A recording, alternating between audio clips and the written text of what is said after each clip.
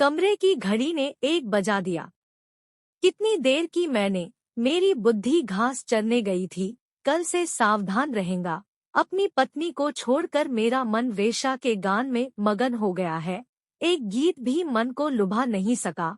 औरतों के हाव भावों पर दिल दौड़ा करता है। नहीं तो गीत के समाप्त होने तक खुटचाली की भांति वहां पर बैठना कैसी आदत है। कोई अवसर प्राप्त कर उससे दिल की कसर निकालने की लालसा क्यों है। देखो, अभी तमाचे लगवा रहा हूँ। कल से उसका गीत सुनने नहीं जाऊंगा, यह निश्चित है। यही मेरा दृढ़ निश्चय है। जोर से पुकारूं तो संभवतः कमलिनी जाग उठेगी। धीरे से दरवाजा खटकाकर नौकर राम को जगाऊंगा तो बिना किसी आहट के उसकी बगल में पहुंचकर शरीफ बन सकता हूँ। मन में ऐसा निश्चय करके गोपाल राव ने दरवाजे पर हाथ रखा ही था कि वह खुल गया। कमरे में कोई नहीं था। दरवाजा खोलकर देखा, दालान में दीप भी नहीं है। दालान पार कर शयनगृह में प्रवेश कर देखा तो वहां पर भी चिराग जलता नजर नहीं आया। बिना आहट के कदम रखते हुए खाट के पास पहुंचकर पता लगाना चाहा कि कमलिनी जाग रही है या सो रही है, किंतु उस अंधकार में कुछ भी पता नहीं चल पाया। जेब से दियासलाई निकालकर उसने सलाई जलाई। दियासलाई के प्रकाश में गोपाल राव ने देखा कि खाट पर कमलिनी नहीं है। गोपाल राव का चेहरा फक हो गया और हाथ से सलाई नीचे गिर पड़ी। कमरे के घने अंधकार के साथ साथ उसके हृदय में भी घना अंधकार फैल गया। उसके मन में तरह तरह की शंकाएं पैदा होने लगी और वे उसे और भी व्याकुल बनाने लगी। यह तो नहीं कहा जा सकता कि उसे अपनी बेवकूफी पर क्रोध आ रहा था अथवा कमलिनी की अनुपस्थिति पर असह्य क्रोधावेश के कारण उसका मन अधिक विचलित हो गया था। उसने दहलीज पर कदम रखकर देखा।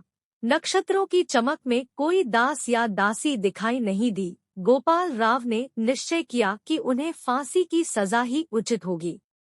गोपाल राव ने पुनः कमरे में प्रवेश करके दीपक जलाया और कमरे में चारों ओर ध्यानपूर्वक देखा, किंतु फिर भी कमलिनी नहीं दिखाई दी। सड़क की तरफ के दरवाजे के पास पहुंचकर उसने उसे खोलकर देखा।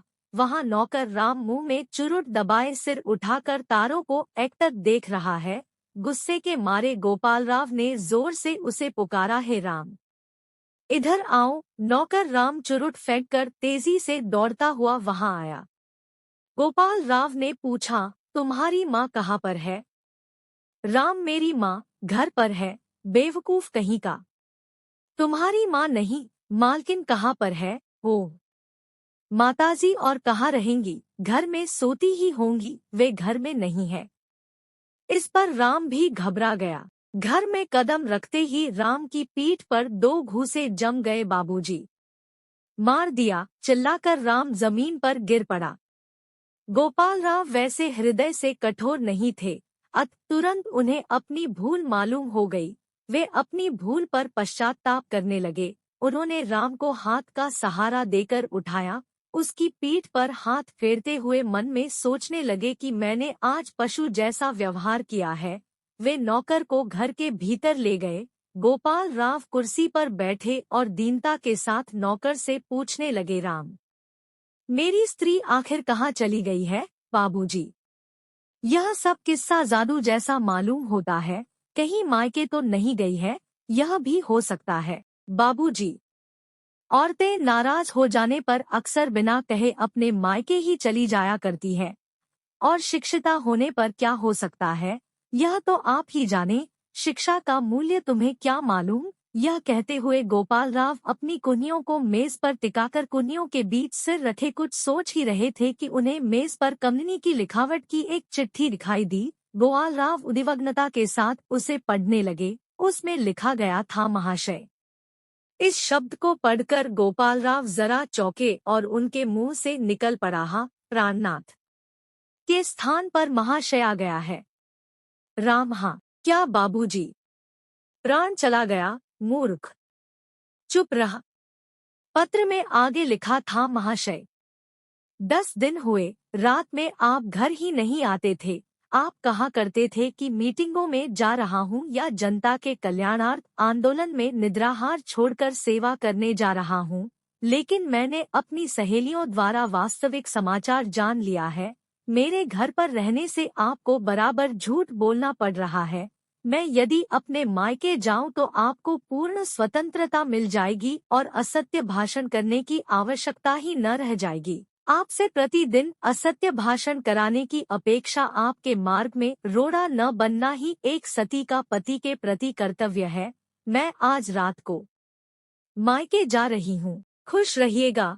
अपने खर्च के अतिरिक्त कुछ भी बचे भेजने की कृपा कीजिएगा। पत्र पढ़ना समाप्त कर गोपाल राव ने कहा, मैं पशु हूँ, आदमी नहीं है।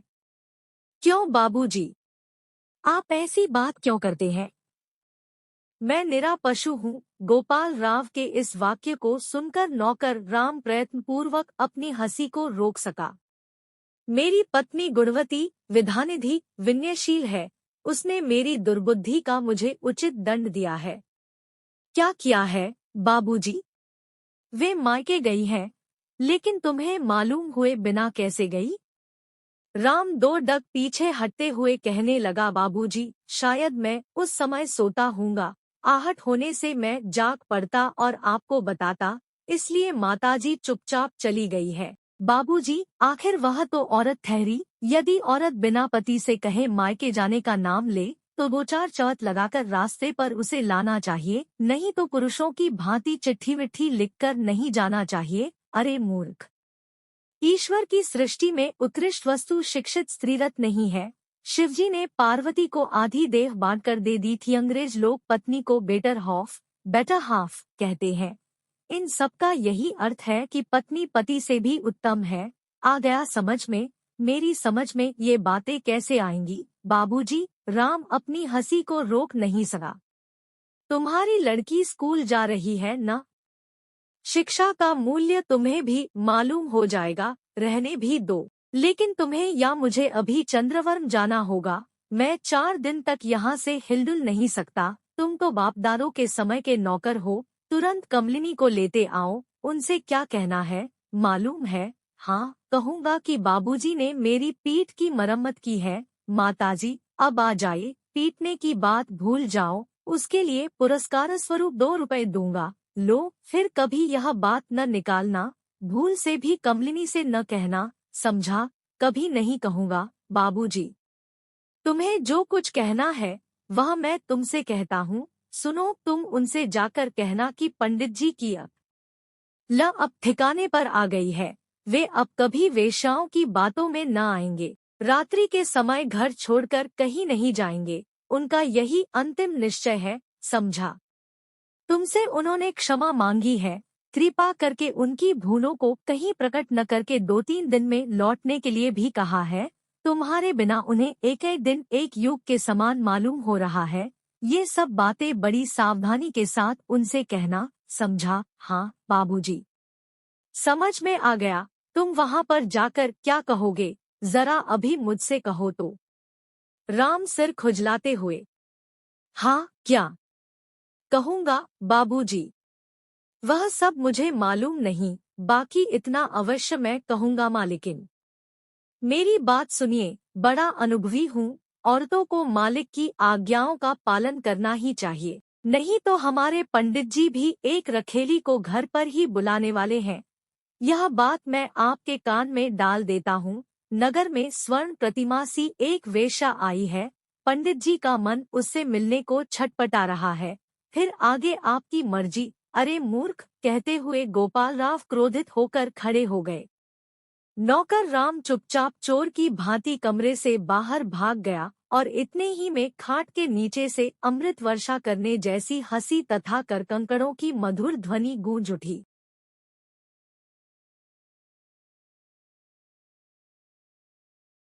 कमरे की घड़ी ने 1 बजा दिया। कितनी देर की मैंने, मेरी बुद्धि घास चरने गई थी। कल से सावधान रहेगा। अपनी पत्नी को छोड़कर मेरा मन वेश्या के गान में मगन हो गया है। एक गीत भी मन को लुभा नहीं सका। औरतों के हाव भावों पर दिल दौड़ा करता है। नहीं तो गीत के समाप्त होने तक खुटचाली की भांति वहां पर बैठना कैसी आदत है? कोई अवसर प्राप्त कर उससे दिल की कसर निकालने की लालसा क्यों है? देखो, अभी तमाचे लगवा रहा हूँ।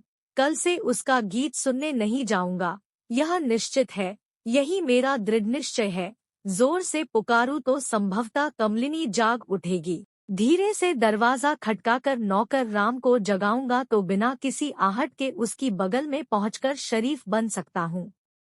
मन में ऐसा निश्चय करके गोपाल राव ने दरवाजे पर हाथ रखा ही था कि वह खुल गया। कमरे में कोई नहीं था। दरवाजा खोलकर देखा, दालान में दीप भी नहीं है।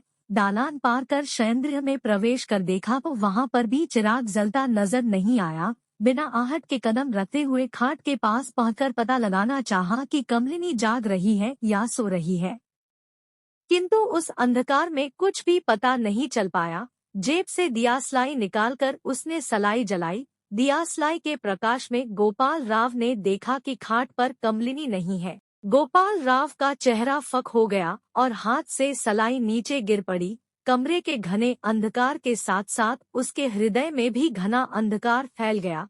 उसके मन में तरह तरह की शंकाएं पैदा होने लगी और वे उसे और भी व्याकुल बनाने लगी। यह तो नहीं कहा जा सकता कि उसे अपनी बेवकूफी पर क्रोध आ रहा था अथवा कमलिनी की अनुपस्थिति पर असह्य क्रोधावेश के कारण उसका मन अधिक विचलित हो गया था।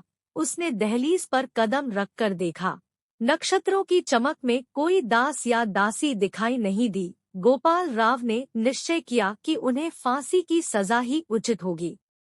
गोपाल राव ने पुनः कमरे में प्रवेश करके दीपक जलाया और कमरे में चारों ओर ध्यानपूर्वक देखा, किंतु फिर भी कमलिनी नहीं दिखाई दी। सड़क की तरफ के दरवाजे के पास पहुंचकर उसने उसे खोलकर देखा। वहां नौकर राम मुंह में चुरुट दबाए सिर उठाकर तारों को एकटक देख रहा है। गुस्से के मारे गोपाल राव ने जोर से उसे पुकारा, हे राम, इधर आओ। नौकर राम चुरुट फेंककर तेजी से दौड़ता हुआ वहां आया। गोपाल राव ने पूछा, तुम्हारी माँ कहाँ पर है? राम, मेरी माँ घर पर है, बेवकूफ कहीं का। तुम्हारी माँ नहीं, मालकिन कहाँ पर है? ओ माताजी, और कहाँ रहेंगी? घर में सोती ही होंगी, वे घर में नहीं है। इस पर राम भी घबरा गया। घर में कदम रखते ही राम की पीठ पर 2 घूंसे जम गए। बाबूजी, मार दिया, चिल्लाकर राम जमीन पर गिर पड़ा। गोपाल राव वैसे हृदय से कठोर नहीं थे, तुरंत उन्हें अपनी भूल मालूम हो गई। वे अपनी भूल पर पश्चाताप करने लगे। उन्होंने राम को हाथ का सहारा देकर उठाया। उसकी पीठ पर हाथ फेरते हुए मन में सोचने लगे कि मैंने आज पशु जैसा व्यवहार किया है। वे नौकर को घर के भीतर ले गए। गोपाल राव कुर्सी पर बैठे और दीनता के साथ नौकर से पूछने लगे, राम, मेरी स्त्री आखिर कहाँ चली गई है? बाबूजी, यह सब किस्सा जादू जैसा मालूम होता है, कहीं मायके तो नहीं गई है? यह भी हो सकता है। बाबूजी, औरतें नाराज हो जाने पर अक्सर बिना कहे अपने मायके ही चली जाया करती है, और शिक्षिता होने पर क्या हो सकता है, यह तो आप ही जाने। शिक्षा का मूल्य तुम्हें क्या मालूम? यह कहते हुए गोपाल राव अपनी कुन्नियों को मेज पर टिकाकर कुन्नियों के बीच सिर रखे कुछ सोच ही रहे थे कि उन्हें मेज पर कमलिनी की लिखावट की एक चिट्ठी दिखाई दी। गोपाल राव उद्विग्नता के साथ उसे पढ़ने लगे। उसमें लिखा गया था, महाशय। इस शब्द को पढ़कर गोपाल राव जरा चौंके और उनके मुंह से निकल पड़ा, हा, प्राणनाथ के स्थान पर महाशय आ गया है। राम, हाँ, क्या बाबूजी? प्राण चला गया, मूर्ख, चुप रहा। पत्र में आगे लिखा था, महाशय, 10 दिन हुए, रात में आप घर ही नहीं आते थे। आप कहा करते थे कि मीटिंगों में जा रहा हूँ या जनता के कल्याणार्थ आंदोलन में निद्राहार छोड़कर सेवा करने जा रहा हूँ, लेकिन मैंने अपनी सहेलियों द्वारा वास्तविक समाचार जान लिया है। मेरे घर पर रहने से आपको बराबर झूठ बोलना पड़ रहा है। मैं यदि अपने मायके जाऊं तो आपको पूर्ण स्वतंत्रता मिल जाएगी और असत्य भाषण करने की आवश्यकता ही न रह जाएगी। आपसे प्रतिदिन असत्य भाषण कराने की अपेक्षा आपके मार्ग में रोड़ा न बनना ही एक सती का पति के प्रति कर्तव्य है। मैं आज रात को मायके जा रही हूँ। खुश रहिएगा। अपने खर्च के अतिरिक्त कुछ भी बचे भेजने की कृपा कीजिएगा।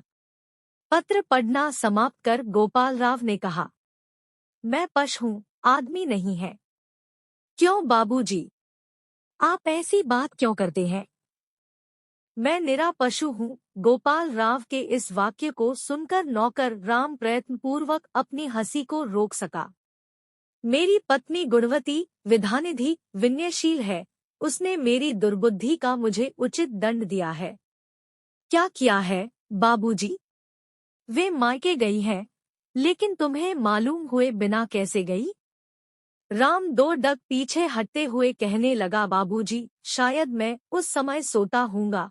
आहट होने से मैं जाग पड़ता और आपको बताता, इसलिए माताजी चुपचाप चली गई है। बाबूजी, आखिर वह तो औरत ठहरी। यदि औरत बिना पति से कहे मायके जाने का नाम ले, तो 2-4 चौथ लगाकर रास्ते पर उसे लाना चाहिए, नहीं तो पुरुषों की भांति चिट्ठी विट्ठी लिखकर नहीं जाना चाहिए। अरे मूर्ख!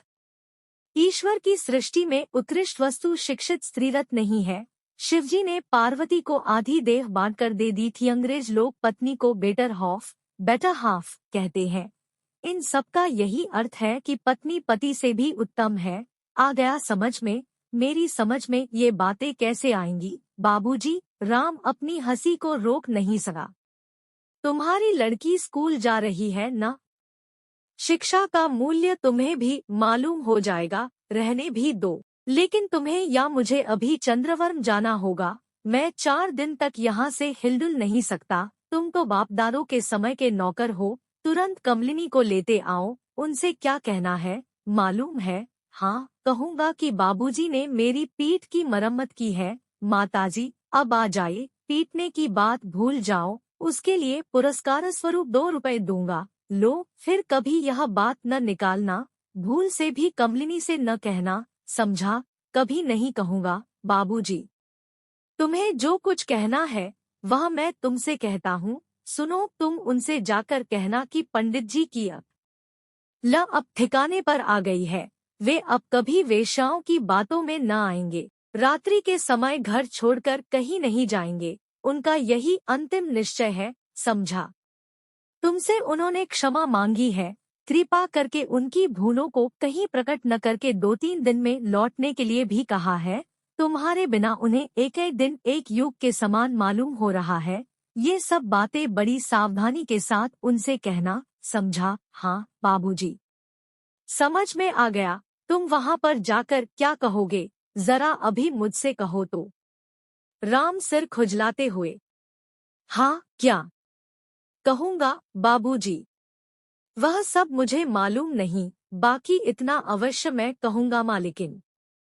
मेरी बात सुनिए, बड़ा अनुभवी हूँ। औरतों को मालिक की आज्ञाओं का पालन करना ही चाहिए, नहीं तो हमारे पंडित जी भी एक रखेली को घर पर ही बुलाने वाले हैं।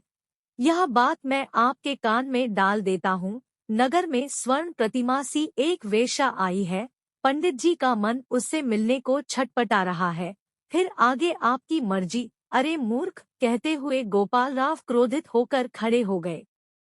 नौकर राम चुपचाप चोर की भांति कमरे से बाहर भाग गया और इतने ही में खाट के नीचे से अमृत वर्षा करने जैसी हंसी तथा करकंकड़ों की मधुर ध्वनि गूंज उठी।